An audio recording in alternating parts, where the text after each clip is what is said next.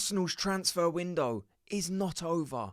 Arsenal could genuinely make another huge signing just when you thought, Arteta, Berta, take some rest. You guys have done unbelievably well in this transfer window. There's news of another one coming in.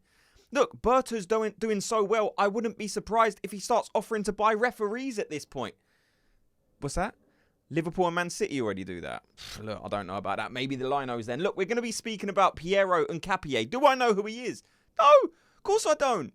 All I know is if he signs for Arsenal, I'll probably call him world class, all right? No, but honestly, I don't know much about this guy. I could sit up here and give you a comforting lie and say this guy's unbelievable. He's going to be a game changer for Arsenal. I've watched a 3-minute YouTube compilation and I'm telling you this is the missing piece. I'm not going to lie to you.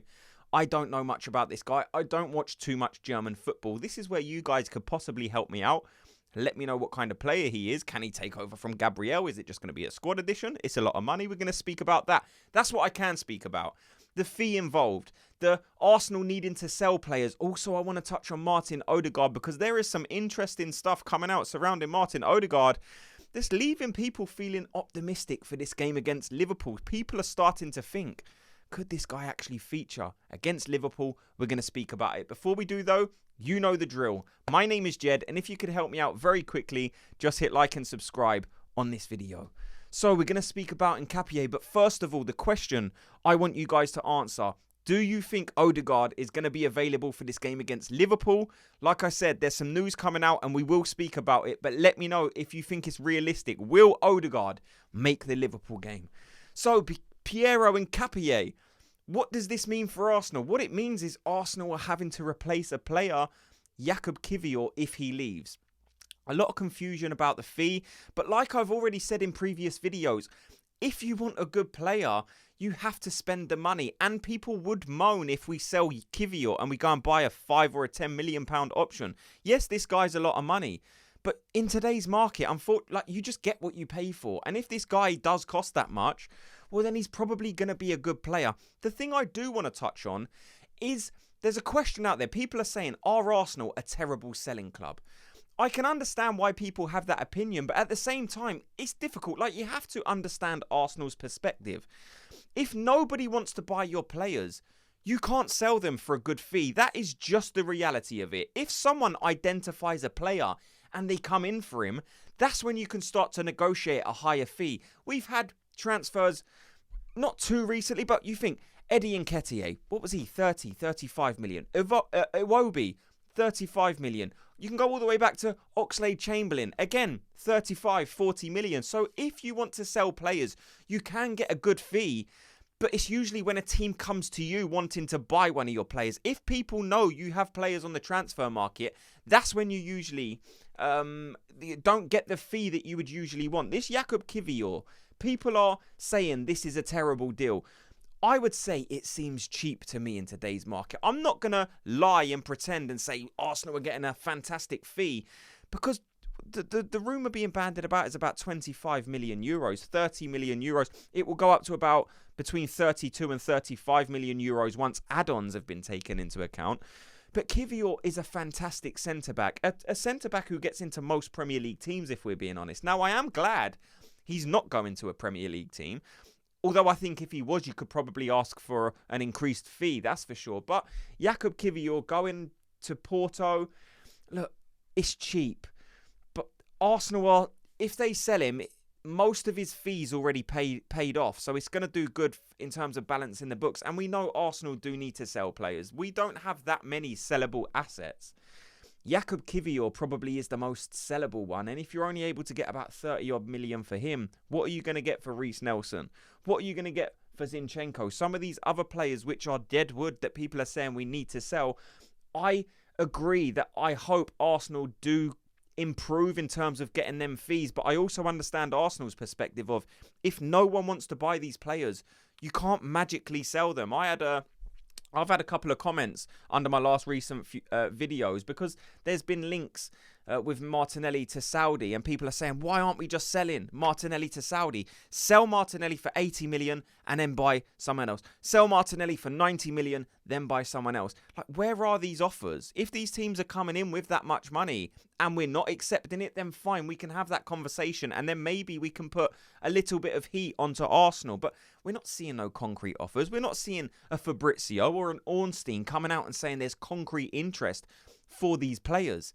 So you can't just magically say, right, I'm going to sell Martinelli to Saudi for 85 million. I'm going to sell Zinchenko to Saudi for 40. It doesn't work like that. You still need people to buy your players. So that's my thoughts on the transfer business. This Hincapié, is he a good player? Like I said, let me know. Realistically, can I see him coming into the first team? No. Unless he's unbelievable. I've said this before with players coming in. I can't see him displacing Gabriel. I've also seen that he can play left back. We've already got Ricardo Calafiori. We've got Lewis Skelly who occupy that position. So this guy's going to have to be some player to play in that position.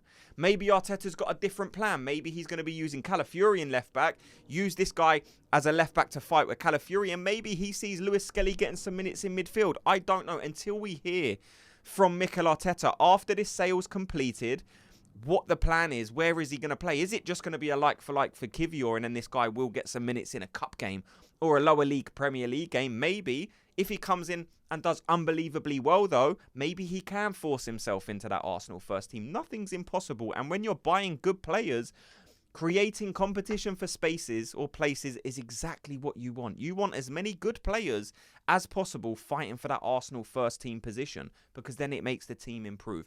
Let's speak Martin Ødegaard. There are reports coming out that Martin Ødegaard could make this Liverpool game. If he can make it, I would play him. I'm hearing people say, look, even if he's not injured, then I wouldn't play him. For me, it's the captain. This guy can be so... Look, I understand he's frustrated. Let's not forget what Martin Ødegaard can be, though. And maybe with a slight tactical adjustment, maybe if he is being told by Mikel Arteta, stay further forward, that's where you do your best work. You're dropping very, very deep to collect the ball to start that Arsenal attack. Maybe if you just stay forward. Now we have Zubimendi, who does have that passing range. He can find you. He can break the lines with passes to stay forward. I think Martin Ødegaard can get back to the best that we saw a couple of seasons ago. You know, last season he wasn't in the team of the year. I think the last 2 seasons before that, Martin Ødegaard was in the team of the year. And it was for a reason. He's an unbelievable player. Don't forget how good Martin Ødegaard is. Again, I know he frustrates people. I hope he's back. Norway have included him in the international squad. This made me laugh because it's like, are they just doing it to be annoying? When was it? Was it last season or the season before that there was a bit of a back and forth between the Norwegian international camp and the Arsenal camp? Arteta was clashing with their manager. There was a bit of a to-do. I don't know what this means. I know Norway really appreciate the character of Martin Ødegaard, so maybe they're just including him because they want him in and around the squad.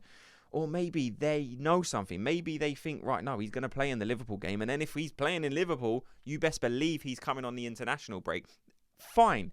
If he has to go on the international break and it means he makes the Arsenal game, I'm okay with that. Because like I said, I want my best players available.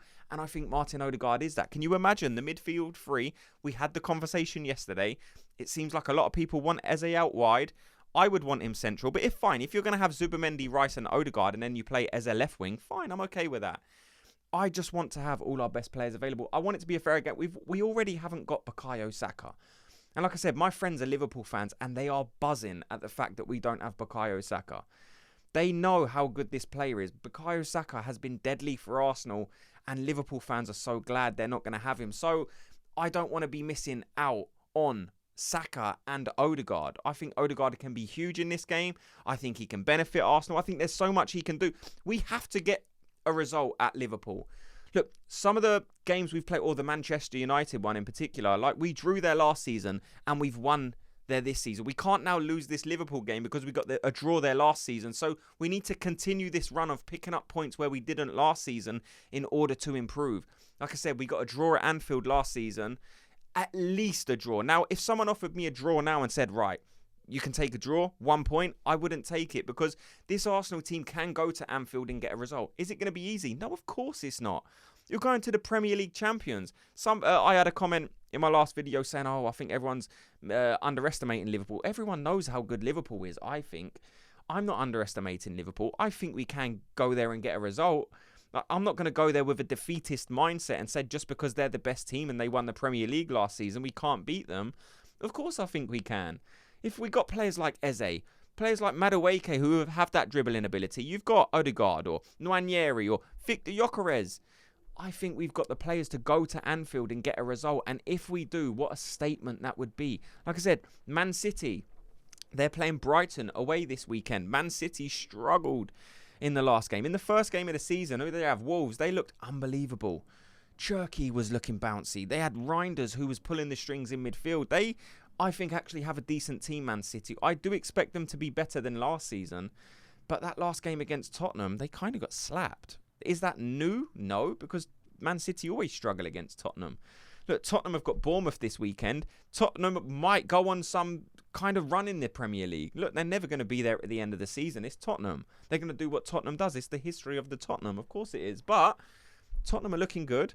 Man City have got Brighton. We have to get a result against Liverpool. I think we will. Like I said, I've got the full match breakdown coming up in a couple of days' time, so make sure you look out for that. Let me know your thoughts on everything you've heard in this video. This Piero Hincapié, if you know anything about him, please let me and other Gooners know in the comment section. Thanks so much to everyone for watching and listening. Before you go, if you could do me a quick favour, just hit like and subscribe, and I'll speak to you all in tomorrow's video. Gooners, have a good day.